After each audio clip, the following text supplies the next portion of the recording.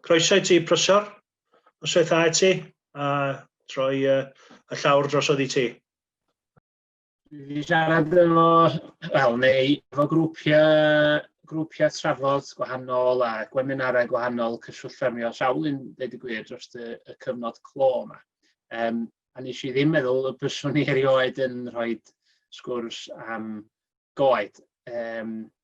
Ond lai at hynny yn y munud. Felly, ia, fel udodd Geraint, teitl sgwrs mewn ffordd ydy eich ffarm chi anifeiliad, neu coed, neu'r ddau. Dwi'n yn goedwigwr, rhoi rhyw fymryn o'n hanes i yn y munud, ond dwi'n gweithio yn yr ysgol gwilyrau naturiol, fel ydych chi'n gweld ar y sgrin yn fan yna yn y brifysgol ym Mangor. Ac mi rydw i'n gweithio efo coedwigwyr a di dysgu lot ohonyn nhw dros y blynyddoedd ac yn ymwybodol iawn o'r gwaith ymchwil maen nhw yn ei wneud. Felly byddai'n benthyg rhywfaint o'r wybodaeth dwi'n gyflwyno heno, neu dwi wedi benthyg ganddyn nhw felly. Ond dwi wedi cael y cyfle i gydweithio hefo nhw yn hun hefyd. Felly, ia, nid coedwigwr mohonof, ac mae'n siŵr fyddai byth yn cyfri'n hyn yn goedwigwr. Dwi'n fab ffarm a da ni'n ffarmio'n hunan ar ffarm Ucheldir topia Llanrwst, ardal Gwytherin. Ac yndi mae o'n le braf iawn, dweud y gwir, pan mae'r tywydd yn braf. Ond nid felly mae o hyd, wrth gwrs, ac yn enwedig pan mae rhywun wrthi'n wyna. Mae'r llun yna diw dynnu bron iawn i 310 o droedfeddi i fyny. Da ni mewn lle sy'n cael lot o wynt, lot fawr o wynt, a glawiad uchel, ac hefyd da ni'n cael yn siar o eira a lliwchfeydd ac yn y blaen. Felly, ia, yn anffodus, dwi ddim fel y llun uchod bob dydd. Ond, un peth da ni wedi drio i wneud, nid yn unig yn fama, ond yn nghartra fi sydd mond rhyw chydig filltiroedd i ffwr hefyd, ydy dros y blynyddoedd, da ni wirioneddol wedi trio ehangu faint o wrychoedd, da ni'n dyfu faint o goed sydd gyda ni hefyd, achos da ni'n credu fod hyn yn dod â llawer iawn o fuddion i ni fel busnes yn ogystal â'r buddion amgylcheddol. A mae wedi mynd yn rhyw fath o draddodiad bron gyda ni rwan yn hollol anfwriadol. Diwrnod ola'r flwyddyn neu diwrnod cynta'r flwyddyn, da ni'n plannu darn o rych neu'n plannu dipyn o goed. Ac mae'r llun yma diw dynnu jyst tu ôl y siedia. Diwrnod cynta'r flwyddyn eleni. Yn had a fi'n plannu gwrych ac falch o ddeud bod nhw wedi dioddau yn y tywydd sych yn y Gwanwyn, maen nhw wedi byw yn dda iawn a dwi'n edrych ymlaen ofnadwy i'r cysgod da ni'n mynd i gael ar y ffarm o'n blynyddoedd i ddod. Felly, fel dwi'n dweud, nid coedwigwr mohono, felly dwi'n mynd i dod yma heno i werthu y syniad o blannu coed yn arbennig felly. Ond dwi'n gwisgo 2 het mewn ffordd, het fel byd ymchwil ag ati yn y brifysgol a'r bobl dwi'n weithio hefo, sydd yn gwneud ymchwil yn y maes coedwigaeth, ond hefyd yn safbwynt bersonol i fel rhywun sydd yn trio ffarmio rhywfaint hefyd felly. Felly, be da ni am drafod heno? Mae yna lot o sôn am blannu coed ar ffermydd yng Nghymru. Nid yn unig yng Nghymru, sa chi'n mynd i'r Alban neu i Loegr ac i Iwerddon y Gogledd Iwerddon hefyd. Mae yna lot fawr o drafod ar blannu coed o pam, beth sydd yn gyrru y diddordeb mawr yma mewn plannu coed. Os ydym ni'n plannu coed ar dir amaethyddol, ac i bob pwrpas, oni bai am lle mae coedwigodd yn cael ei ail blannu, os di'r targedau gynyddu coetir yn dod mewn bodolaeth mewn ffordd, wel, mae'n anorfod mae ar dir amaethyddol. Y bydd llawer iawn o'r coed mae'n cael ei plannu, felly beth di effeithiau hynny? Am dreulio rhyw chydig funudau yn canolbwyntio ar waith da ni wedi wneud efo diadell o ddefaid Ac y pwynt sydd oedd Geraint wedyn, pwysigrwydd y goedan iawn yn y lle iawn am y rheswm iawn, yn hytrach na jyst plannu coed yn rwla bod ni'n meddwl dipyn am lle da ni'n rhoi y coed yma. Felly ni gychwyn yn fan hyn. Mae cymdeithas dyddi yma, felly mynd yn ôl i'r cwestiwn cyntaf, pam mae yna gymaint o drafod ar blannu coed. Wel, da ni'n mynd, cychwyn yn fan hyn, mae'n siŵr, y concern sydd gen bobl am yr amgylchedd y dyddi yma. Da ni'n clywed yn ddyddiol am effaith newid hinsawdd, am lygredd, am blastig, am diet ni, am alluriadau o geir, ac yn y blaen, ac yn y blaen. Mae pobl dyddi yma yn teimlo y pwysau i wneud rhywbeth eu hunain, yn hytrach na jyst i bynnu ar rywun arall i weithredu droston nhw, i leihau o troed carbon nhw, neu amddiffyn bai amrywiaeth, neu be bynnag. Mae bobl yn teimlo'r angen i wneud rhywbeth eu hunain. Ac does na ddim dwywaith amdani, mae llawer iawn o bobl yn teimlo rhyw berthnasedd, yn teimlo rhywbeth arbennig at coed. Mae coed yn aml iawn yma, astudiaethau wedi dangos hyn. Mae bobl maen nhw'n mynd i goetir, mae yna rhywbeth yn yr ymennydd yn cael ei drigro fel petai, a maen nhw'n ymlacio ac yn y blaen. Ond bod ymchwil cymdeithasol wedi dangos hynny, felly mae bobl yn meddwl llawer o goed ac yn hoffi gweld coed yn gyffredinol hynny yw. Ac wrth gwrs, ni gyd yn gyfarwydd â gweld protestiadau gwrthryfel dyfodiant, Extinction Rebellion. Falle bod yna rhain chi wedi cymryd rhan mewn protestiadau, neu plant da chi'n nabod wedi cymryd rhan mewn protestiadau aros bwrw yr ysgol, ac yn y blaen, ac yn y blaen. Mae'r holl drafod amgylcheddol yma rwan yn rhywbeth, beth sy'n ei ddweud yn y Saesneg, yn mainstream. Diolch jyst yn rhywbeth rhyw garfan bach o bobl efo diddordeb yn nhw, mae o'n rhywbeth sy'n cael ei drafod llawer iawn. Ac hefyd, wrth gwrs, mae o'n cael ei drafod gan lywodraethau. A mae Llywodraeth Cymru wedi arwyddo cytundeb Paris, sydd i bob pwrpas yn rhoi targedau uchelgeisiol iawn o ran lleihau alluriadau carbon. Mae Llywodraeth Cymru, Llywodraeth Prydain wedyn yn gorfod cyrraedd y targedau yma, neu maen nhw'n cael dirwy os dyn nhw ddim. Ac o ganlyniad i hynny, maen nhw'n comisiynu gwaith fel y gwaith yma gafodd ei wneud gan yr UK Committee o Climate Change, y Pwyllgor Newid Hinsawdd. Oedd yn edrych ar sut fedrwn ni reoli'n tir. Nid yn unig mwyn addasu i newid hinsawdd pan mae o'n dod, ond sut fedrwn ni arafu newid hinsawdd ac efallai lleihau y broblem o newid hinsawdd hefyd felly.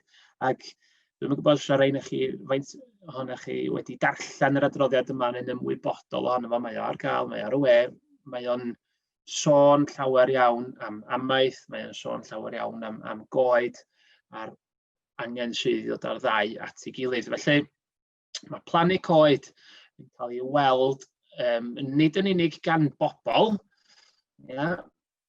nid yn unig gan bobl, gan lywodraethau, mae o'n cael ei weld fel rhan o'r ateb, rhan bwysig o'r ateb, mwyn lliniaru neu atal hyd yn oed newid hinsawdd. Felly, sut mae Llywodraeth Cymru am gyrraedd y targedau yma? Wel, wrth gwrs, mae gennym ni syniad eitha erbyn hyn, syniad golew erbyn hyn, be fydd y cynlluniau amaeth amgylcheddol nesaf. Da ni yn dod allan Ewrop, mae Brexit yn digwydd, fydd rheola y polisi amaethyddol cyffredin ni'n gorfod didlynu i'r ni yn y dyfodol, fyddwn ni'n ysgrifennu'r polisiau'n hunain, ac bod ni ddim yn gwybod yr union fanylion, mae gynna ni, fel dwi'n dweud, syniad golew be mae Llywodraeth Cymru eisiau ei weld yn y dyfodol, falle bod yna rhain chi ddim ymateb i'r ddau ymgynghoriad yma fuodd flwyddyn diwetha, ac i bob pwrpas oedd y ddau nhw efo negeseuon tebyg iawn yn dweud, mi fyddwn ni, Llywodraeth Cymru hynny yw, mi fyddwn ni yn gwobrwyo ffermwyr fydd yn gwneud mesurau sydd yn dod â buddion amgylcheddol. buddion nwyddau cyhoeddus, public goods, dyna'r term bach o ryw term jargon ydi o, ond dyna'r term sy'n cael ei ddefnyddio. Da ni, Llywodraeth Cymru, yn fodlon talu a da ni'n annog chi i gymryd rhan yn yr cyfleoedd neu gymryd y cyfleoedd pan maen nhw'n dod. Felly, ia, drwy, chymod, mae hyn dipyn bach o flynyddoedd i ffwr, ond maen nhw'n dod, y cynllun mae yn dod, neu maen nhw'n dod. Wel, siawns bod o'n beth da meddwl a bod ar y droed blaen a cheisio gweld cyfleoedd pan y do nhw felly. Felly, ewn ni at newid hinsawdd, jyst am ryw chydig, a wedyn ewn ni at cig y sgwrs ffop betai, sef effaith coed a sut mae cael coed ar dirwedd amaethyddol. Dwi'n siŵr fydd angen i fi ddeutha chi o gwbl bod na bron iawn, mae'n teimlo weithiau bod na ryw record yn cael ei dorri bron bob mis o ran y tywydd. Mae hi'r mis poetha, neu glypa, neu sycha, neu oera, neu mwyaf heilwen, neu llia heilwen. Mae y patrwm y tywydd dros y tymor byr ac yn sicr dros y tymor hir i weld yn newid. Mae'r tywydd i weld yn mynd yn fwy eithafol. Edrychwch ar wefan y Met Office, dwi wedi dangos screenshot yma, a fedrwch chi ddod o hyd i'r records yma yn sydyn iawn ar ei gwefan nhw. Mae o'n dangos pa mor aml a pa mor gyffredin rwan wedi torri record. Felly mae pethau'n mynd yn fwy eithafol yn sicr. Ac mi allwch chi edrych ar waith eto yr un pwyllgor, y pwyllgor newid hinsawdd, y Committee for Climate Change. So maen nhw'n rhyddhau adroddiad 2-3 blynedd yn ôl oedd yn ceisio rhagweld sut bydd newid hinsawdd yn effeithio arna ni yng Nghymru. Ac i bob pwrpas, mae'r gwyddonwyr sydd yn ceisio rhagweld be fydd effaith newid hinsawdd arna ni yng Nghymru yn rhagweld glawiad trwm, falle dros gyfnod byr, ond glaw trymach pan mae yn disgyn. Fwy o lifogydd yn yn dyffrynoedd ni ar y tir arfordirol yn enwedig. Hafa yn arbennig yn mynd yn sychach ac yn boethach. Tywydd fwy eithafol o ran gwres, chymod bod yn boeth neu cyfnodau hir o dywydd cynnes. Gaeafa yn dueddol o fynd yn fwy mwyn, a wedyn llai o rew, llai o eira ac yn y blaen. A llai o ddŵr yn gyffredinol, dŵr tanddiarol groundwater sydd yn bwysig mewn rhai rhannau o Gymru ar gyfer dŵr yfed felly. Weithiau mae'n haws edrych ar fap yn dydi, ac dyma chi be maen nhw'n rhagweld yn fras felly, ydy'r tywydd neu'r hinsawdd da ni'n gael heddiw yma ar y chwith. Mapiau tymheredd ydy'r rhain lle, a dwi'n mynd i dreulio amser yn egluro be mae'r lliwiau yn olygu, ond yn syml iawn y mwyaf coch neu'r tywylla ydy'r coch a'r map y poetha ydy'r tywydd. A fel y gwelwch chi, yn rhan o Loegr yn sicr erbyn 2050, maen nhw'n rhagweld bydd y tywydd y tymheredd uchel yn mynd yn llawer fwy cyffredin, fwy eithafol. Mae hynny'n ei dro efo goblygiadau arna ni'n Nghymru wrth gwrs. Felly, sut mae'n effeithio arna chi, arna ni fel ffermwyr? Wel, os oes unrhyw sector, swn i'n dweud, sydd yn mynd i weld effaith newid hinsawdd, sector amaeth ydy hwnnw, siawns, achos da ni'n ddibynnol iawn ar yr hinsawdd. Da ni'n dwrdio yr hinsawdd, yr tywydd, pan da ni'n methu cael y cynheia, neu pan mae hi'n eithafol adeg yr ywyn bach, neu pan mae hi'n boeth ac yn sych yn y Gwanwyn. Jyst meddyliwch am eleni, gymaint o bryder oedd yna yn y Gwanwyn bod hi mor sych ar ôl gaea, mor ofnadwy o lyb. Meddwl oedd y mis Chwefror, diwetha mae'r mis Chwefror glypa erioed, ac oedd mis Mawrth sycha erioed, a fis gefn wrth gefn. Felly mae o tywydd wrth gwrs ar hinsawdd yn cael fwy effaith arna ni fel sector amaethyddol, gymaint o effaith nag unrhyw sector arall. Ac mae hi'n dod yn anoddach amaethu mewn rhai rhannau. A nid yn unig mae gennym ni'r llifogydd a'r sychdwr ac yn y blaen, ond sut mae'r rhain i gyd yn plethu hefo'i gilydd. Be di effeithiau un ar y llall, fwy o wyntoedd cryfion yn achosi fwy o lifogydd. Rhain yn rhoi eitha pwysig, os di'r gaeafan fwy mwyn, ydy hynny'n golygu bod ni'n cael fwy o broblem efo llyngu'r yr iau, efo ffliwg felly, os di'r gaeafan lypach ac yn fwy mwyn, os na afiechydon newydd ar y gorwel, neu bryfetach newydd yn effeithio ar gnydau da ni'n dyfu, ac yn y blaen, ac yn y blaen. Felly mae'r rhain i gyd yn plethu i'w gilydd. Reit, be ysgyn hyn i gyd yn wneud efo coed? Dydy coed ddim yn mynd i ateb y broblem ac atal newid hinsawdd o hwnna hunan wrth gwrs dyn nhw ddim. Sa'n ni yn meddwl efallai bod yna rhai bobl yn trio dweud, wel, plannu coed fydd bob peth yn iawn. Na, dwi'n mor farn hynny o bendant, ond dwi'n meddwl gallan nhw helpu liniaru neu lleihau rhai o'r problemau yma a'r problemau eraill mae yna rhain rhagweld efo newid hinsawdd. Dwi'n yn gwybod pwy ddwedodd yr dywediad yma, ond dwi yn licio fo. Dwi wedi clywed a weld o'n cael ei ddefnyddio lawer gwaith. Felly, os ydym ni am blannu coed, wel, be am i ni gychwyn heddiw, ond y dywediad yn dweud, the best time to plant a tree was 30 years ago. The second best time is now. Os ydy coed yn mynd i allu, neu efo'r gallu i liniaru rhywfaint o'r problemau yma, a ddylai bod ni'n meddwl amdana ni fel yn ffermydd ni'n hunan, ond hefyd ni fel rhan o'r amgylchedd yn fwy eang ac yn gweld lle mae yna gyfleoedd i helpu atab rhywfaint o'r problemau yma drwy blannu coed. Felly, ni gwaith ar y cyd efo Prifysgol Lerpwl ac falch iawn o ddeud hefyd efo cwmni defaid adnabyddus a llwyddiannus yma o Gymru, sef Unefis. Dwi'n siŵr bydd yna sawl un o'ch chi'n nabod Unefis, ochr Aberystwyth. Ac da ni wedi bod yn cydweithio efo nhw drwy'r cynllun CES, mae cynllun wedi ariannu, neu PhD wedi ariannu ar y cyd rhwng CES ac Unefis. Ac Charlotte oedd y myfyrwraig yn fan hyn, ond da ni'n cydweithio efo Andy Smith, sydd yn goedwigwr yn y brifysgol. Da ni drws nesaf i'n gilydd. Mae cefndir i'n fwy amaethyddol, mae cefndir Andy yn fwy ar ochr coedwigaeth, a'r syniad oedd bod y ddau yn ni'n dod at yn gilydd a'r naill falle'n helpu'r llall i weld sut fydda cysgod yn gallu effeithio ar ymddygiad defaid yn ystod y cyfnod wyna. Ac mae Piers Davies o Brifysgol Lerpwl yn filfeddyg, a wedyn, wrth gwrs, mae arbenigedd ar y defaid, a mae Dewi Jones o gwmni Unefis, wrth gwrs, yn frwydr defaid. Felly, mae hwn yn waith diddorol.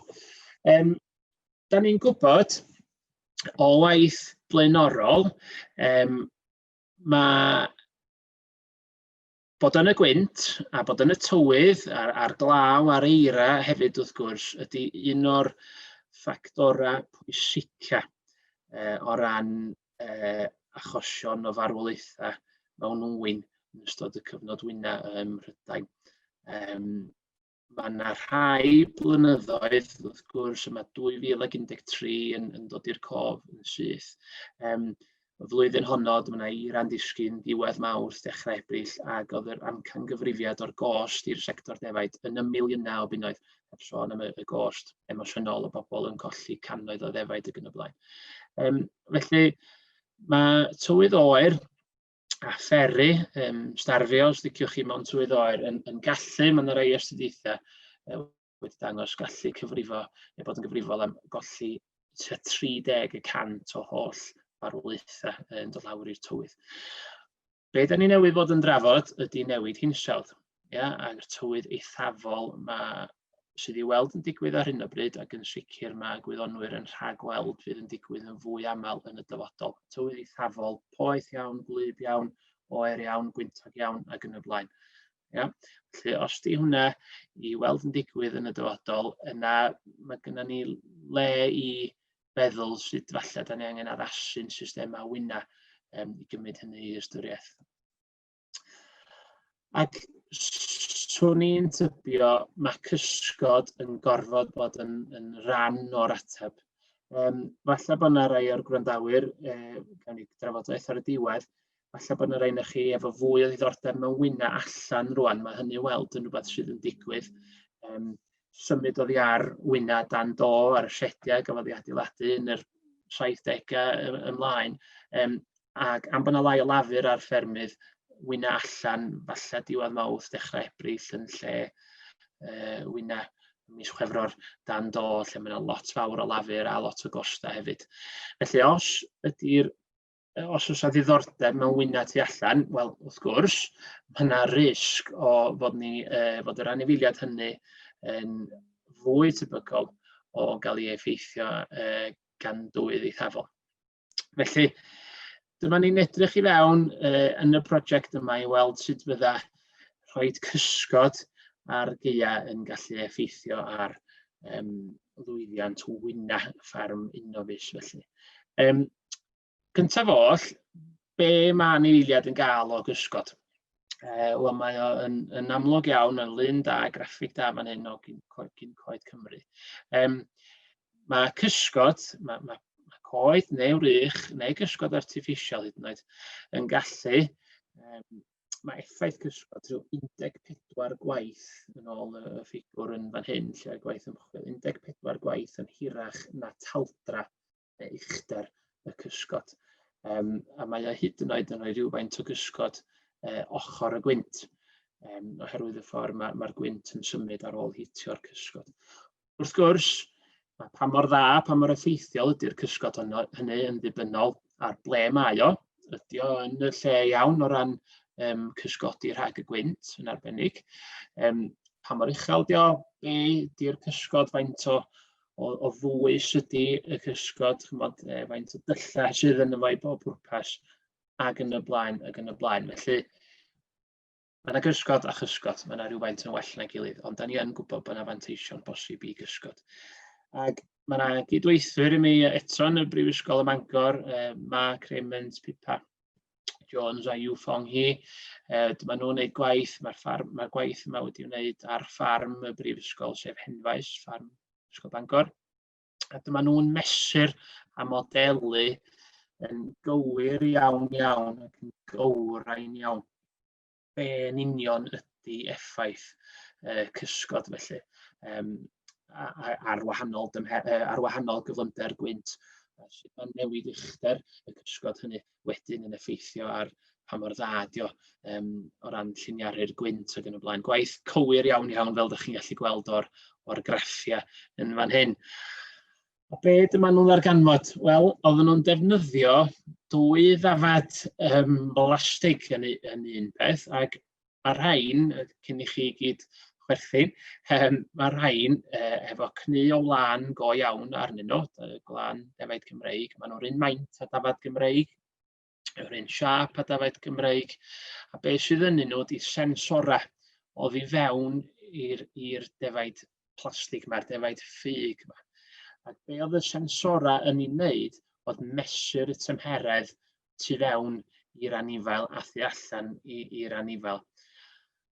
Drwy weithio allan be di'r gwahaniaeth, be oedd y gwahaniaeth rhwng y tymheredd tu mewn a'r tymheredd tu allan, oedd yna bosib cyfrifo faint o egni fydda'r ddafad hynny yn ei ddefnyddio i drio cadw y tymheredd lle mae hi isio iddo fo fod. Ia?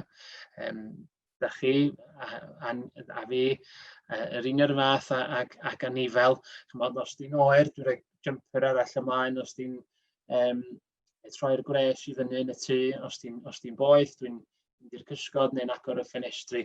A mae dafad yn union yr un fath. Mae gen hi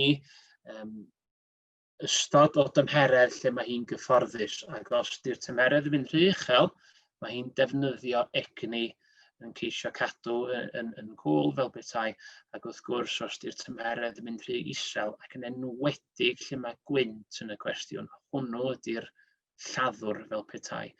Mae'r ddafad hynny wedyn yn defnyddio llawer iawn o egni mwyn ceisio cadw'n gynnes, a neith I hyd yn oed fydd yna gyhyr, fydd yna frester ag ati'n cael ei defnyddio gan y ddafad a'i dorri lawr, fydd hi'n torri lawr cyhyra hi hun a braster hi hun mwyn ceisio cadw'n gynnes.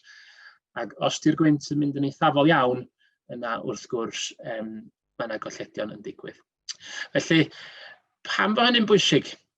Wel, nid yn unig da ni eisiau peidio colli anifeiliad, wrth gwrs, ond mae'r egni, mae'r ddafad yna newydd ddefnyddio I drio cadw I thymheredd lle mae hi eisiau fo fod. Mae hwnnw'n wastraff llwyr ar egni.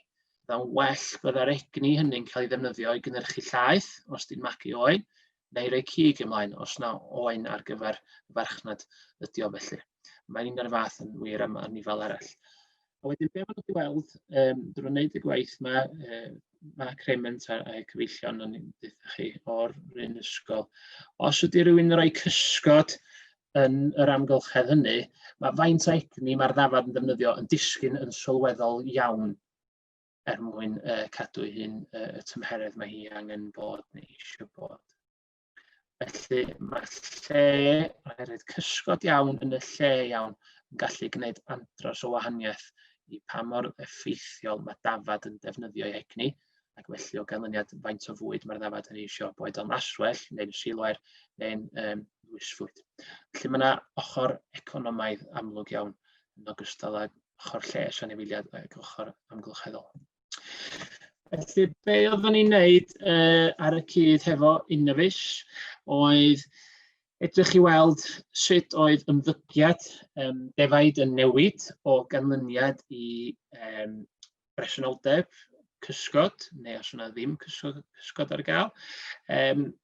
Pam oedden nhw yn ymddwyn y ffordd oedd yr oedden nhw, sut oedd hynny'n newid hefo newid yn y tywydd.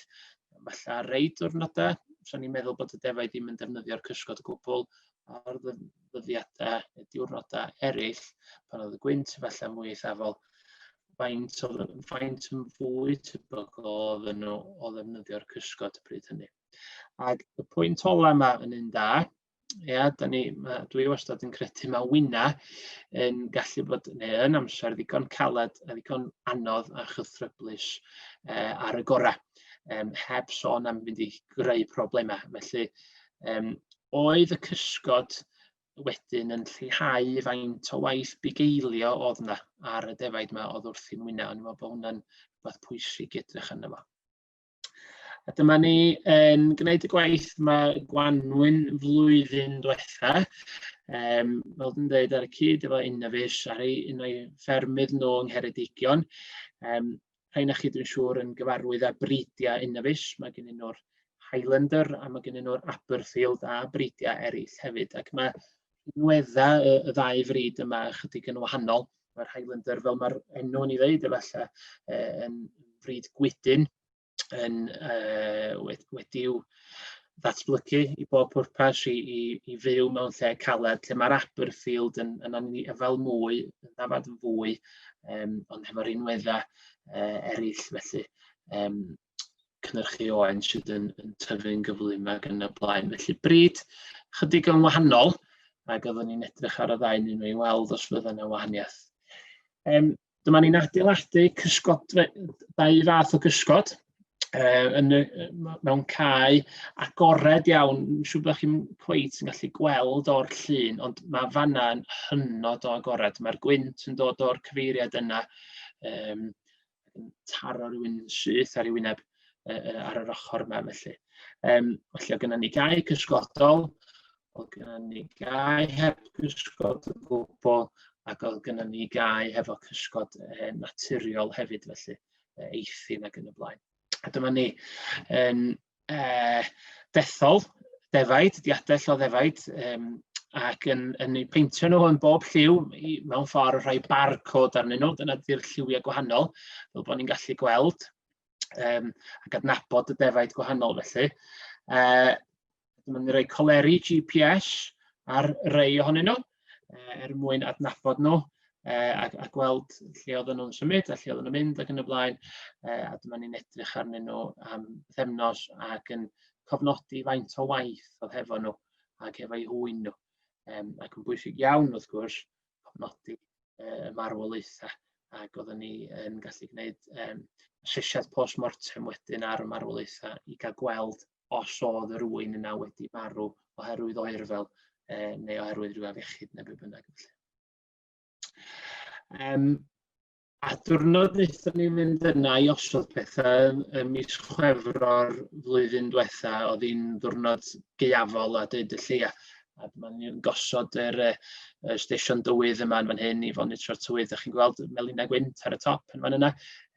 Mae'n le da ar gyfer melinau gwynt, swn i'n dweud. Mae yn le plaen, agored iawn iawn. Ac dyma chi yr un diwrnod defaid yn mynd tu ôl i'r cysgod yma, cysgod artiffisial dwi'n wrth gwrs, i drio cysgodi rhag y gwynt a'r eira. Oedd hi'n diwrnod oer iawn iawn. Oedden ni'n tracio symudiad y defaid, fel o'n i'n dweud, hefo GPS, a dyma chi'r cysgodfeydd gwahanol a'r cysgod naturiol. Oedd yno, oedden ni'n monitro lle oedd y defaid ac am faint o hyd oedden nhw ym mha cysgod ac yn y blaen. Ac i fynd i'r canlyniadau, mi wnaethon ni weld fod y marwolaethau yn debyg iawn i'r hyn oedd wedi wadrodd mewn gwaith blaenorol felly. O gwmpas 1 o bob 3 oen oedd yn marw, oedden nhw'n marw oherwydd oerfel ar tywydd. Ac un peth i nodi, oedd y gwanwyn yna yn wanwyn braf iawn iawn. Dim ond chydig o ddyddiau o dywydd anifyr nath i'n ystod y cyfnod yma i gyd. So ni wedi gwneud y gwaith mewn blwyddyn fwy eithafol o ran y tywydd anoddach, felly falle so'r ffigwr nhw'n uwch eto. Felly mae hynny'n rhywbeth pwysig iawn i gofio, ond o dal, oedd 1 o bob 3 o farwolaethau oherwydd y tywydd i bob pwrpas. Mi oedd defaid yn ffafrio un math o gysgod dros y llall, y math S na, oedd yn y llun ymlaenorol, ond yn sicr cysgod naturiol eithin a rhywfaint o wrych eithin fwyaf, oedd y defaid yn ffafrio fwyaf.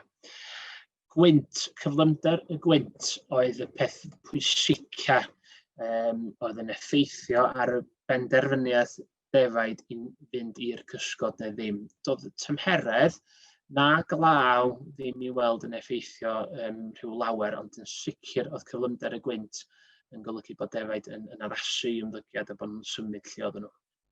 A dyma chi ganlyniad oedden ni yn falch o weld, dweud y gwir, lle oedd na gysgod ar y ceia, oedd na lai o waith bugeilio, oherwydd doedd na ddim gymaint o broblem efo oerfel a dim gymaint o broblem o ddefaid yn mynd i ffwrdd a gadael 1 oen lle oedd na 2 oen ac yn y blaen. Felly, yn y dyddiau sydd ohoni, lle mae yna lai o amser a llai o lafur ar ffermydd, mae hwnna i mi beth bynnag yn ganfyddiad pwysig iawn.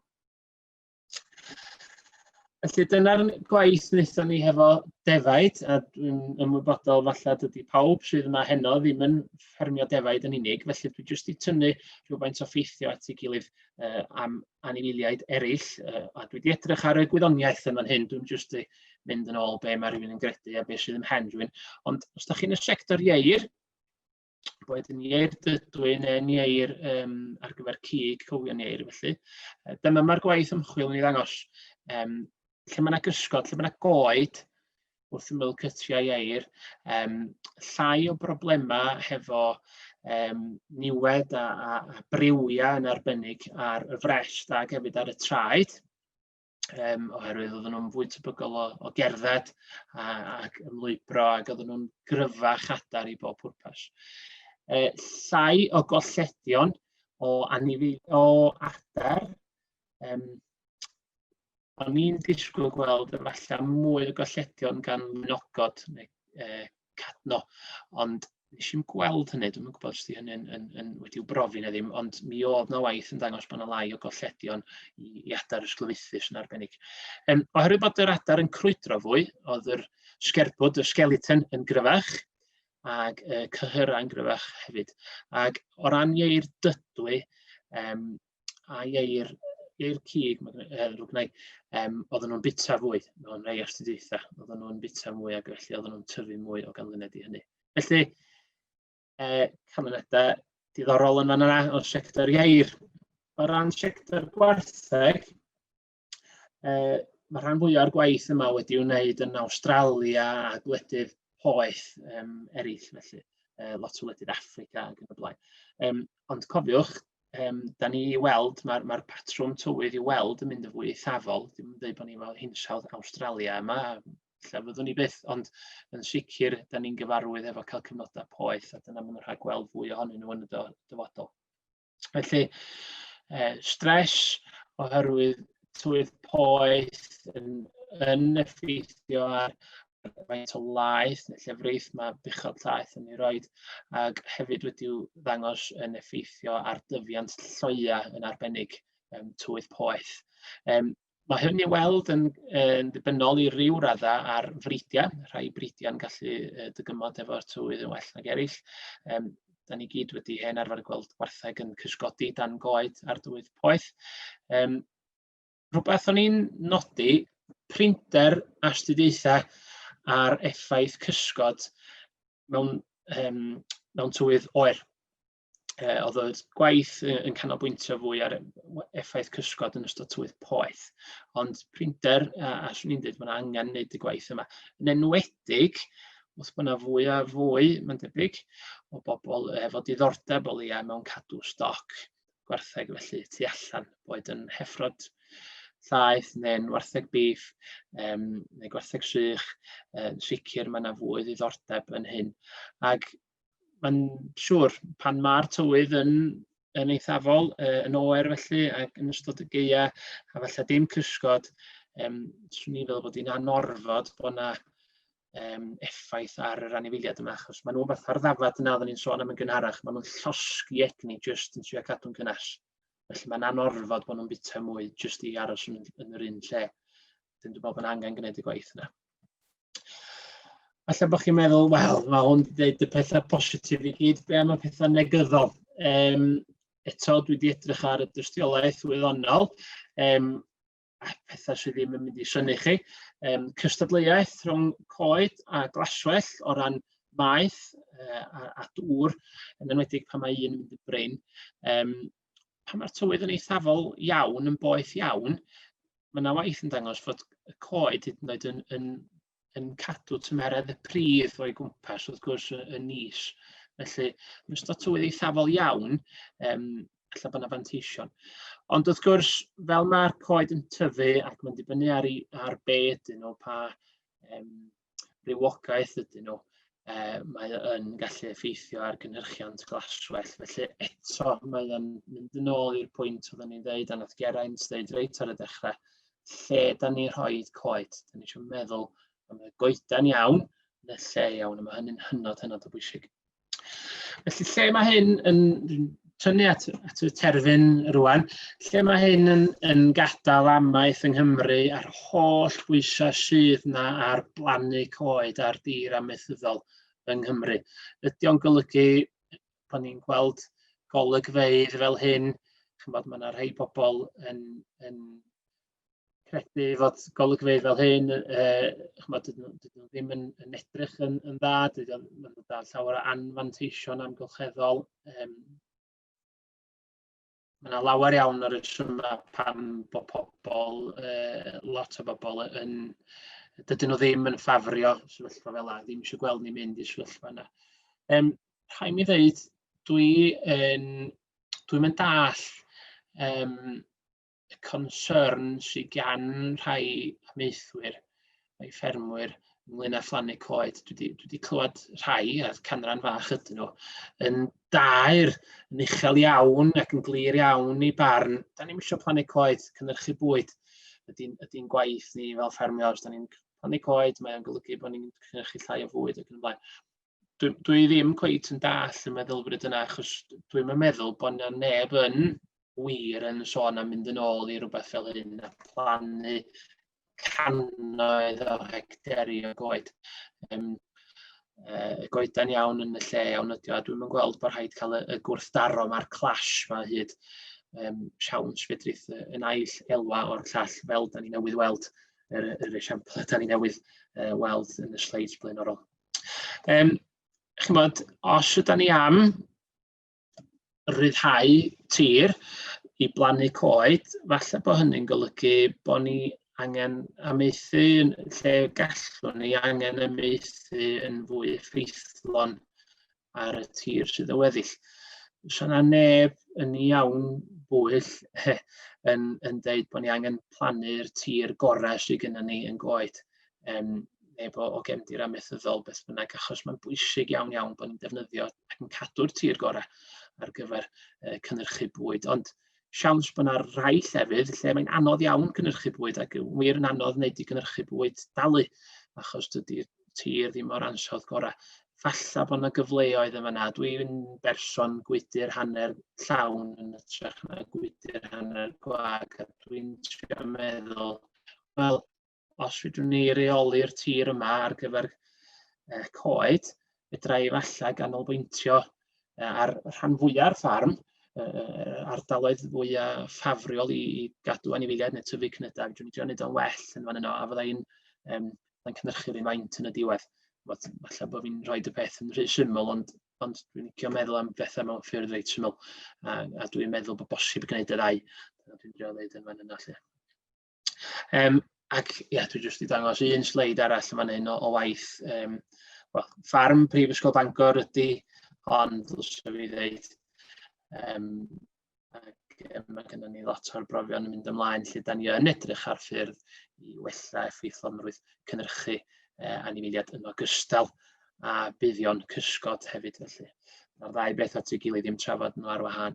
Da ni'n edrych i weld lle mae yna gyfleoedd i wella cynhyrchiant o rywfaint o'n tir ucheldir, sydd efallai'n golygu fedrwn ni rhoi tir llai cynhyrchiol ar gyfer dibynnon eraill, a cael yn talu i wneud o. Mae hynny'n elfen bwysig hefyd. Meddyliwch yn ôl i ddechrau'r sgwrs Llywodraeth Cymru, bydden nhw'n talu am hyn. Da ni'n gwybod baint, a dwi'n sicr ddim yn gwybod baint, ond mi fydd yna arian ar gael, felly mae yna gyfleoedd yn mynd i ddod. Jyst rhyw hanner dwsin o sleidiau sydyn rwan, cyn bod ni'n gorffen. Manteision posib eraill, da ni wedi canolbwyntio ar gysgod ac yn y blaen. Os o fanteision eraill, dydy newid hinsawdd ddim y dda. Prein iawn ydy'r pobl fysa'n dweud i fod o. Mae eisiau ni, dwi'n meddwl, fel amaeth fod yn rhan o'r ateb. Da ni'n aml iawn yn cael y cyhyddo o fod yn rhan o'r broblem. Ac wrth gwrs, mae yna allyriadau nwyon tŷ gwydr neu allyriadau carbon o amaeth, ffaith. Ia, mae yn digwydd. Ond mi fedrith amaeth hefyd yn sicr fod yn rhan fawr iawn o'r ateb i newid hinsawdd. A dyna da ni angen bod, felly bod newid hinsawdd ddim yn dda, bod chi'n trio ffermio gwartheg yn Awstralia fel y ffermwr druan yma, neu bod chi'n dod o lifogydd ac yn cael colledion, neu wrth gwrs y sychdwr. Yma yng Nghymru, diolch jyst yn effeithio rhywun ochr arall y byd, mae'n effeithio yn Nghymru, ac mae'r NFU wedi rhyddhau targedau uchelgeisiol iawn i leihau allyriadau carbon a bod yn net zero erbyn 2040. Wel, os ydyn ni am gyrraedd y targed yna, mae plannu rhywfaint o goed yn gorfod bod yn rhan o'r ateb. Da ni'n mynd i allu wneud o fel arall. Mae yna lot o atebion bach sydd yn mynd i gyfrannu i gyrraedd y nod yma. Does o ddim un peth sy'n meddwl fedrwn ni'n wneud, ond mae coed yn rhan o'r ateb, goedan iawn yn y lle iawn. Credwch chi neu ddim, fydd cwmnïa fatha Shell hyd yn oed.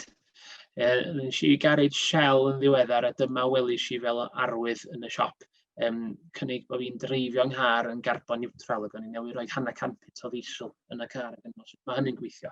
Wel, wrth gwrs, mae cwmnïau fel Shell yn rhyddhau lot o nwyon tŷ gwydr, ac mae yna bwysau arnyn nhw i ddadwneud y drwg fel petai. Yr unig ffordd maen nhw'n gallu wneud hynny ydy talu offsetio, i ddadwneud y carbon.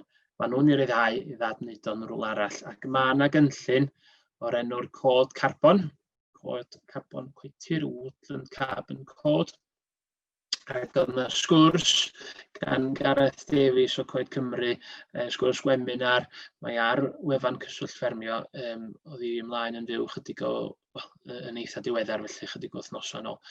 Ac mae honno'n sgwrs sydd werth i chi wrando ni. I bob pwrpas yn y dyfodol, mi fydd na bosib i chi, ni, fel ffermwyr sydd hefo coetir, a da ni'n gwybod bod y coetir yn anstorio yna hyn o dinelli o garbon, mi fydd na bosib i ni werthu'r credydau neu'r tunelli o garbon yna i gwmnïau fatha Shell. So mae hwnna yn rhywbeth cyffroes iawn yn fy marn i, lle nid yn unig fel llywodraeth mynd i gynnig grantiau ag ati i blannu coed, ond efallai ar ben hynny fydd na fodd denu arian newydd i gefn gwlad hefyd, felly eto, wneud beth yn fwy ffafriol yn economaidd. Ammonia, dyma chi rhywbeth sy'n cael llawer o sylw ar hyn o byd. Llywodraeth Cymru yn daer iawn eisiau lleihau faint o ammonia sy'n cael ei ryddhau. Mae ammonia yn effeithio ar iechyd pobl, problemau ysgyfaint. Yn anffodus, y gwir amdani ydy mae rhyw bron iawn i 90% o ammonia Prydain yn deillio o amaeth faith. Systemau ieir, moch ac y fwy hefyd rwan gwartheg godro o dan bwysau oherwydd bod yna ammonia'n cael ei ryddhau. Mae'r pennawd yn fan yna yn dweud peth ydych chi. Mae plannu coed o gwmpas siediau, pitio slurry, siediau ieir yn arbennig yn gallu lleihau faint o ammonia sy'n cael ei ryddhau.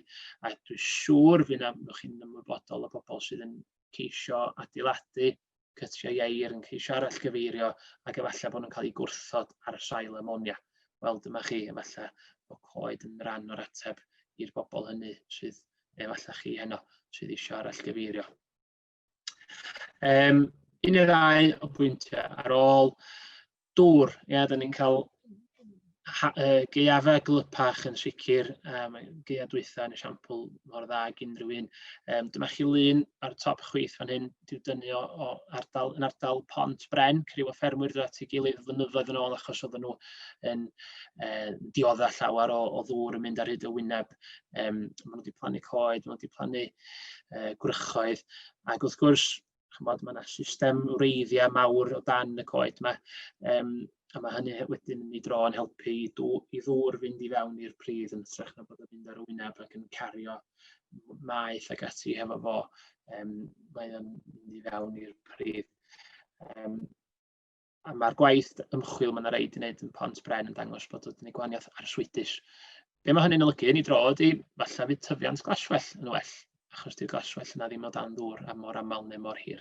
Felly mae'n teisio'n eraill.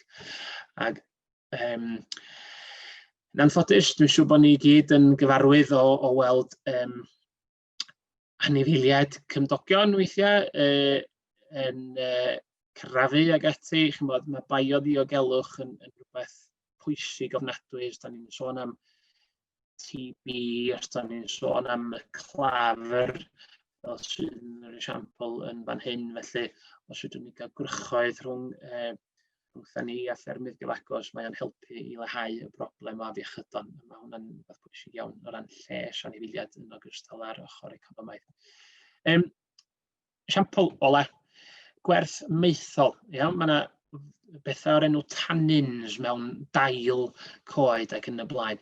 Mae yna rywfaint o waith ymchwil, a dwi'n rhoi mae'r cwestiwn tu ôl i'r hein, lle mae yna rywfaint o waith ymchwil yn dweud os ydy defaid neu anifeiliad yn bita y dail y coed yma, mae hynny'n gallu bod yn ffordd naturiol o leihau llyngyr. Mae yna waith hefyd yn dangos bod hynny'n gallu lleihau allyriadau mithen, coeddwch chi neu ddim, sydd yn rhywbeth da ni'n clywed llawer amdano fo. A wedyn, yn sicr, da ni'n gwybod mae dail coed ag ati yn gallu bod yn ffynhonnell o elfennau hybrin, trace elements a mineralau a mwynau ac yn y blaen. Felly yn cynnig buddion yn ogystal ag egni a phrotein. Bod ni gyd i gweld defaid yn bita dail ag ati pan mae'r tywydd yn galed. A'r dyn yma, ffarmwr hynod o braf i siarad efo, Tim Downs ydy enw fo, yng nghanolbarth Lloegr. Ydy ennill gwobra am ei ddiches laeth. Dyma griw o fyfyrwyr ar ei ffarm o flwyddyn diwetha, blwyddyn yma, mis Chwefror. Mae Tim Downs yn ffarmwr blaengar iawn,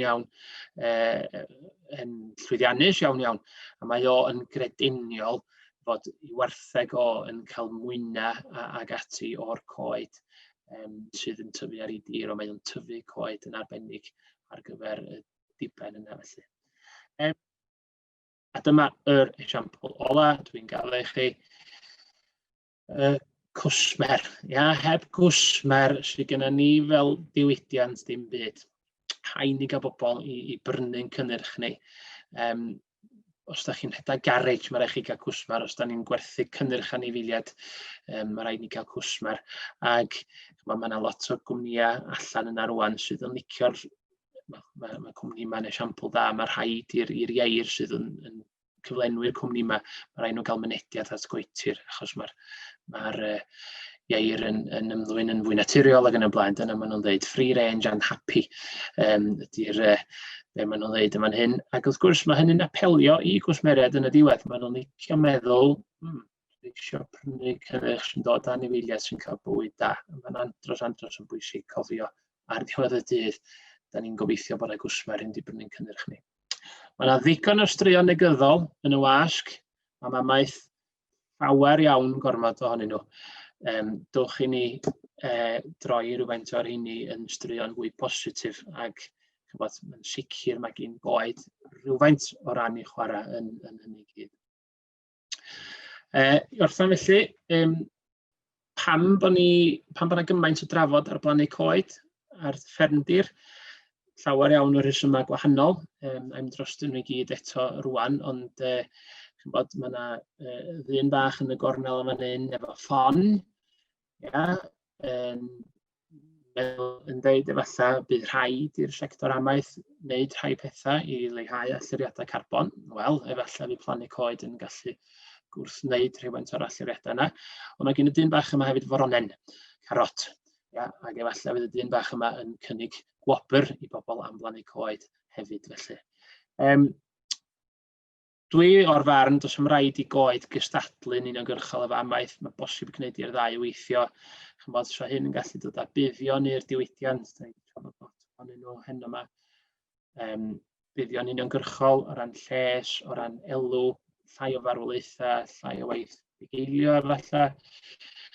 Mae hyn yn mynd i gadw cwsmeriad yn hapusach, llywodraeth yn hapusach, ac yn y bon yn win-wins, ac yn gwneud negeseuon sydd yn dda i bawb, ac yn rhywbeth fydd ni'n gallu rannu ar y cyfryngau cymdeithasol mewn ffordd positif am unwaith.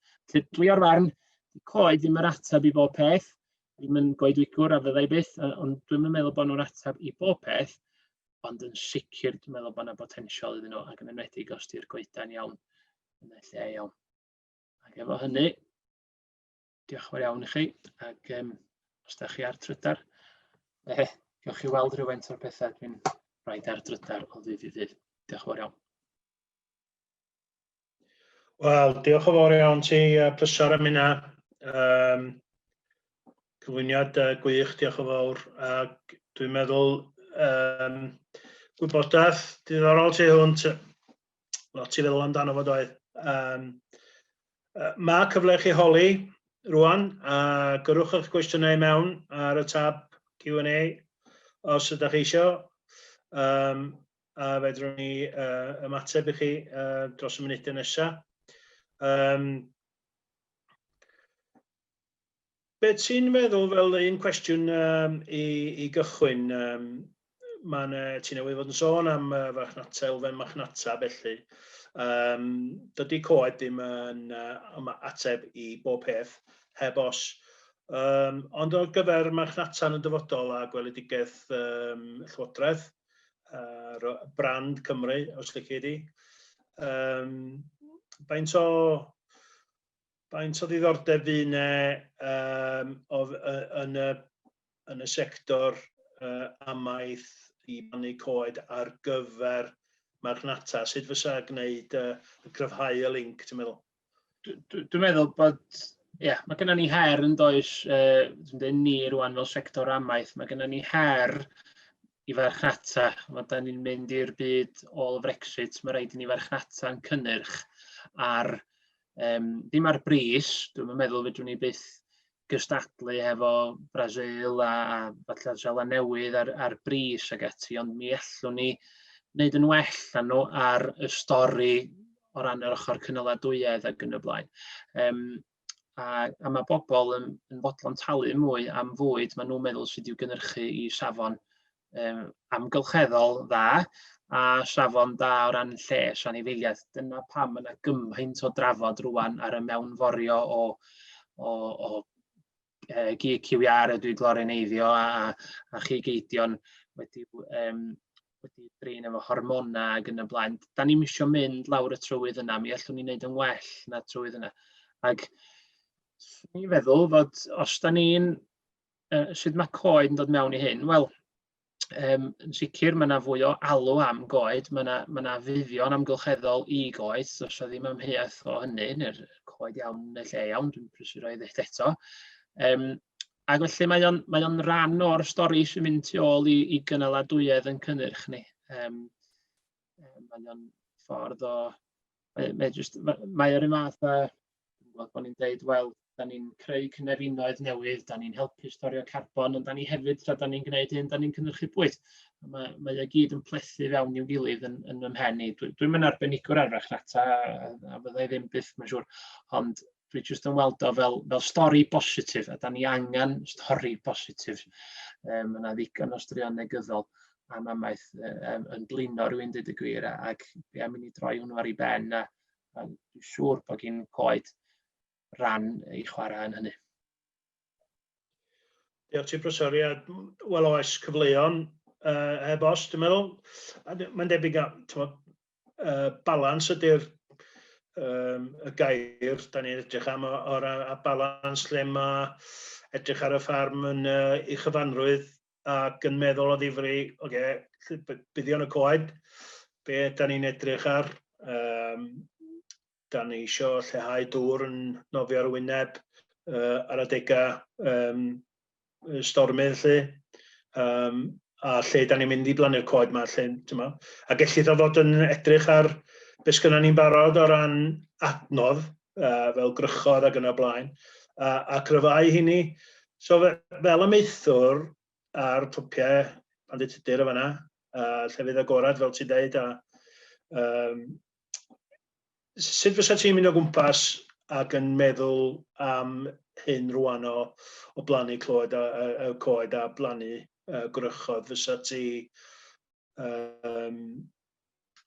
yn isio meddwl am hyn o ddifri? Be fysa dy cam gyntaf di?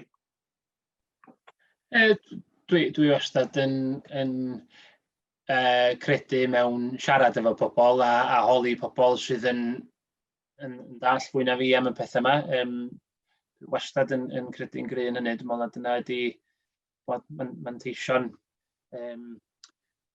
o'r gwasanaethau sydd ar gael drwy cyswllt ffermio. Dwi'n dweud hynny i dicio'r bocs cyswllt ffermio, ond dwi'n wirioneddol feddwl mae cael cyngor iawn yn amhrisiadwy. A mi fyswn ni'n falle yn siarad efo rhywun sydd yn gwneud cynlluniau fel hyn, yn dylunio nhw yn ogystal â siarad â chymdogion ac yn y blaen, a holi barn pobl eraill yn ogystal â so neb yn nabod tirwedd nhw eu hunain yn well na'r ffermwyr eu hunain. A felly, da ni'n gwybod o le mae'r gwynt yr eira'n dod, da ni'n gwybod o le mae gwynt y glaw yn dod, da ni'n gwybod lle ydy'r ceia, da ni ddim yn debygol o droi wyn bach iddyn nhw, oherwydd pan mae'n gadw tywydd drwg ac yn y blaen. Felly, swn i'n meddwl am y ffarm, meddwl am lle fysa coed yn gallu gwneud gwahaniaeth, a wedyn pan sy'n dod i rhywbeth fel, wel, pa goedan da ni am blannu, pa'n sydd yn gallu gwrthsefyll o gwynt ora, a pa'n sydd falle ddim eisiau dyfnder pridd mawr ac yn y blaen. Dyna pryd fyswn i'n holi barn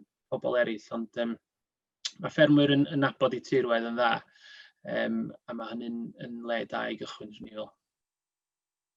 Diolch, Professor. A cwestiwn arall sydd wedi mewn yma, mae holi fo yn Saesneg mae o, neu holi fo yn Saesneg. What advice do you have towards livestock numbers if looking at expansion of woodland cover on a farm?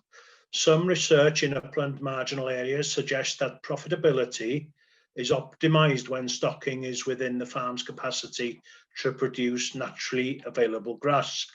This reduces or avoids significant variable costs? Na i ateb o yn y Gymraeg. Y cwestiwn arbennig o dda, pwynt da, dweud y gwir, ac yn amserol iawn iawn. Mae yna gymaint o drafod rwan, wrth gwrs, ar fydd prisiau yn cynnyrch ni yn y dyfodol, wrth gwrs, eleni. Pris wyn yn arbennig o dda, ond falle bod eleni'n eithriad o falle ddim. Does o ddim ymheuaeth, mae'r sector amaeth, sector defaid yn enwedig, falle yn wynebu amser chydig yn heriol neu falle heriol iawn, ac mi fydd angen cysidro costa yn fwy nag erioed. Does gynnon ni, fel maen nhw'n dweud, does gynnon ni ddim rheolaeth, neu bron ddim rheolaeth, dros faint da ni'n gael am yn cynnyrch, ond mae gynnon ni fwy fyth o reolaeth dros yn costa ni. Ac efallai fydd o ddim yn gwneud synnwyr i drio amaethu bob man yn yr un ffordd ydyn ni wedi bod yn gwneud.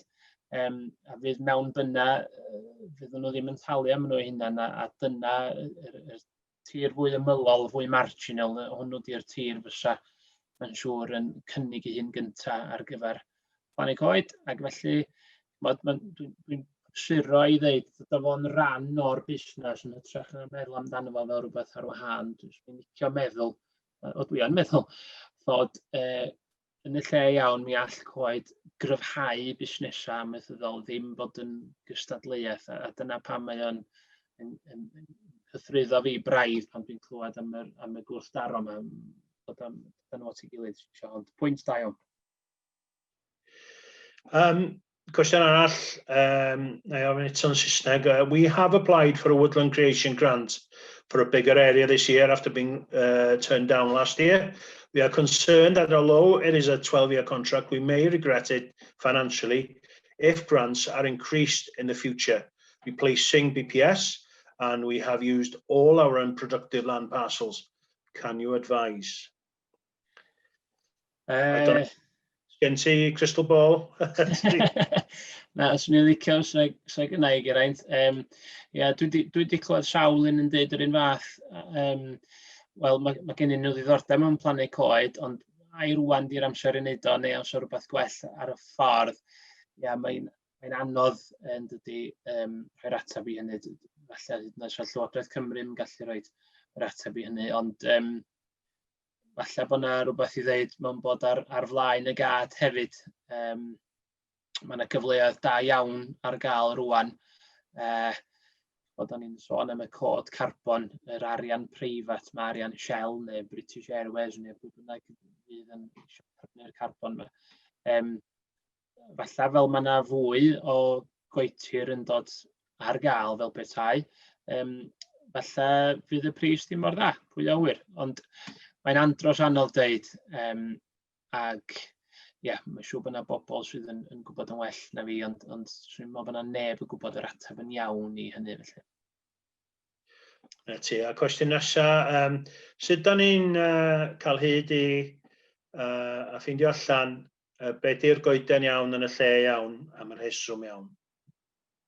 Be fysa ti'n dweud?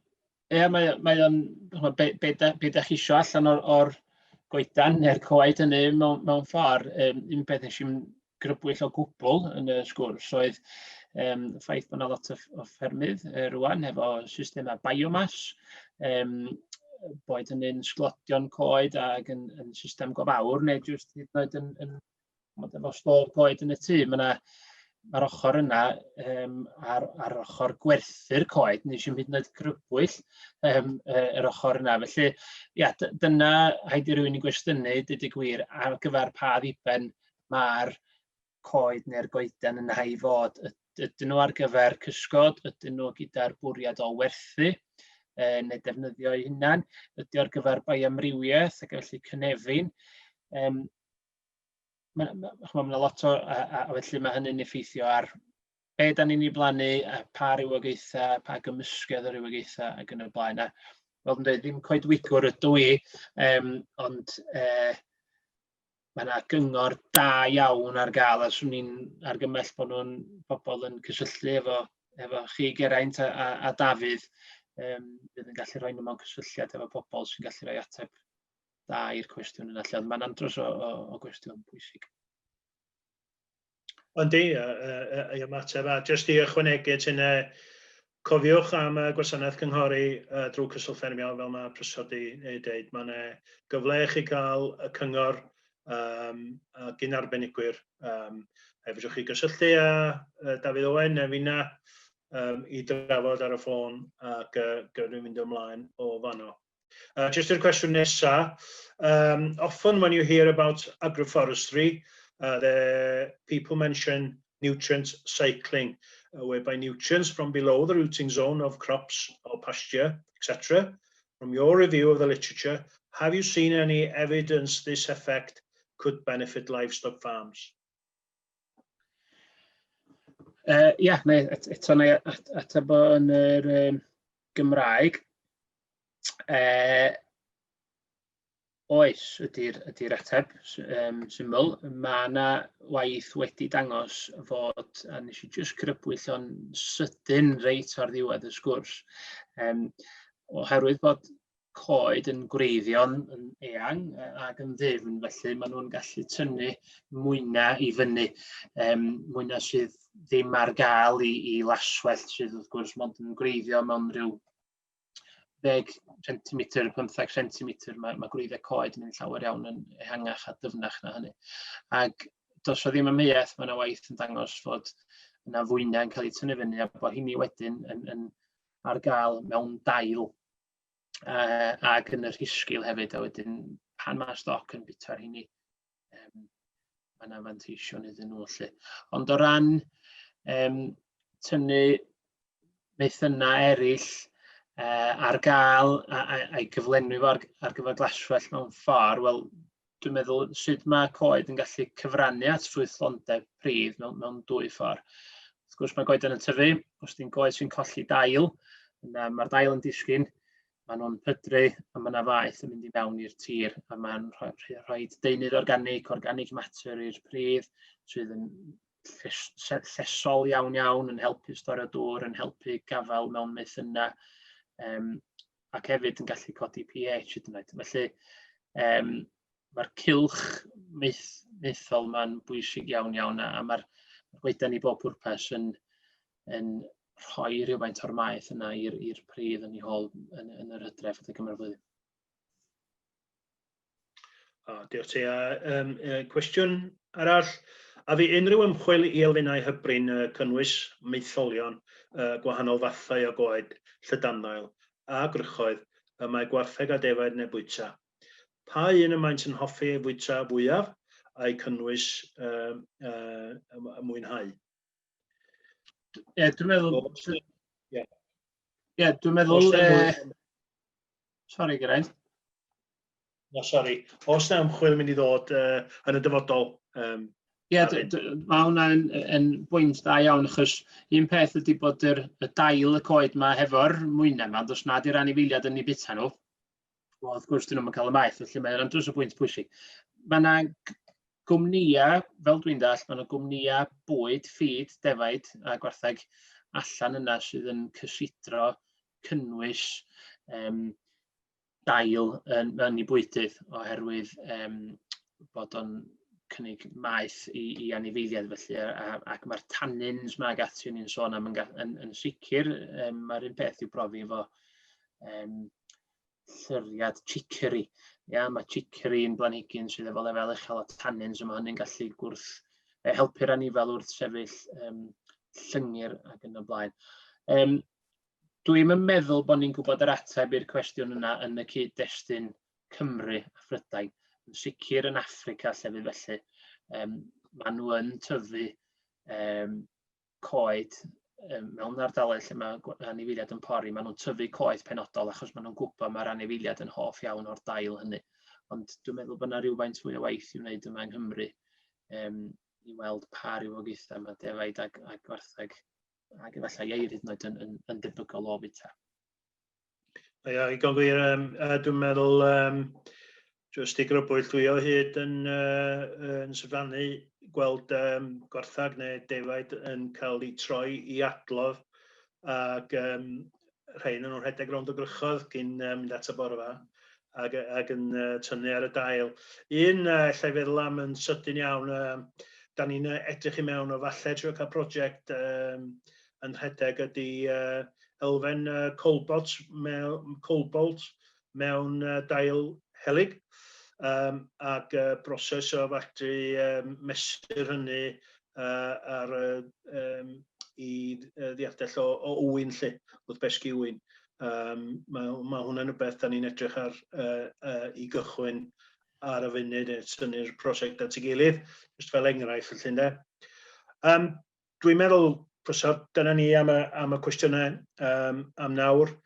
Cofiwch... Un peth bach, gyda'n ydych chi newydd atgoffa fi, sori, y fferm Tim Downs, y fferm o'r llaeth, nes i gyfeirio ato fo, coed helig oedd o yn dyfu ar gyfer i wartheg. Mae o'n cynaeafu, mae o'n torri rhywfaint ar y briga man bob blwyddyn ac yn cario'r briga i'r gwartheg, ac mae o'n grediniol bod nhw'n cael buddion allan o'r helig. Sori. Na, diddorol, ia, chwarae teg. Ac elfenna fydd hyn, da ni'n sôn am alfuddion o goed, a felly i plannu be maen nhw'n gallu gynnig i fusnes y ffarm ac yn y blaen. Dwi'n meddwl ydi sôn am gysgod heno efo Professor. Da ni yn rhoi ffocws ar y lluniau gysgod ac yn cynnal webinar ar y 15 o Dachwedd, neu'r 4 o Dachwedd yn hytrach, yn sôn am gynllunio a dylunio lluniau cysgod ac be fydd rhywogaethau gorau, edrych ar y pridd ac yn y blaen. A lleoliad hefyd sy'n bwysig iawn, a siap y lein gysgod. Dwi'n mynd angenrheidiol bod o'n syth. Cychwyn wrth gwrs efo adnodd sydd yn barod, a fedru o sut mae posib cryfhau grych a ychwanegu a ailadfer i mewn i lein gysgod. Felly mae hwnna yn y mis Tachwedd. Dwi jyst am ddirwyn i ben wan. Diolch yn fawr iawn i chi am ymuno a cadwch yn saff. Nos daw. Diolch yn fawr iawn.